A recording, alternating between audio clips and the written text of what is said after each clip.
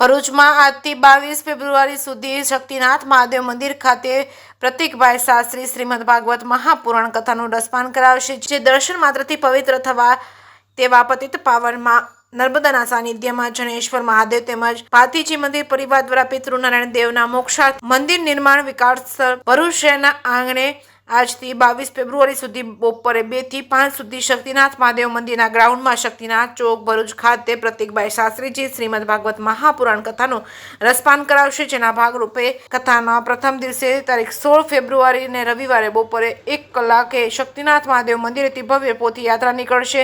કથા મંડપ સુધી પહોંચશે. રૂડા અવસરમાં સહભાગી થઈ પુણ્યનું પાથું પ્રાપ્ત કરવા માટે સમગ્ર ભરૂચ શહેરની ધર્મપ્રેમી જનતાને પધારવા ભાવભર્યું આમંત્રણ પાઠવવામાં આવ્યું છે. જે.કે. સિંહ સાથે કેતન મહેતા, ભરૂચ.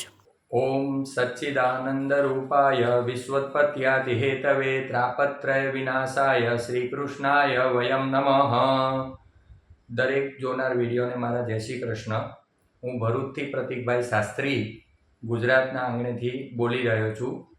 આવનારા ટૂંક સમયની અંદર ભરૂચ ભૃગુ કચ્છની અંદર આ એક સુંદર શ્રીમદ ભાગવત સપ્તાહનું આયોજન રાખવામાં આવેલું છે.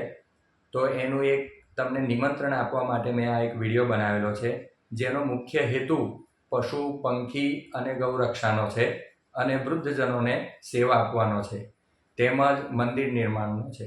તો દરેક ભાવિક ભક્તોને આવનારી તારીખ 16/2/2025થી તારીખ 22/2/2025 જે રવિવારથી શનિવાર સુધીનો સમય છે, એ સમય દરમિયાન દરેક ભાવિક ભક્તોએ આ કથાને શ્રવણ કરવા માટે ભરૂચના શક્તિનાથ ગ્રાઉન્ડની અંદર આવી જવા માટે એક મોટું મારું નિમંત્રણ છે.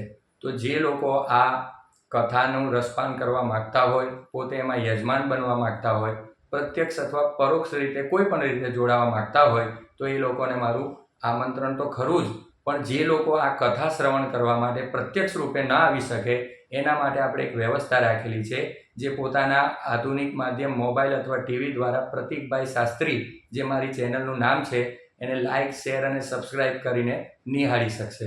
તો આપણા આ એક સુંદર આયોજનને આપ સૌનું સમર્થન મળશે, એના માટે મેં એક આ એક વિડીયો બનાવેલો છે.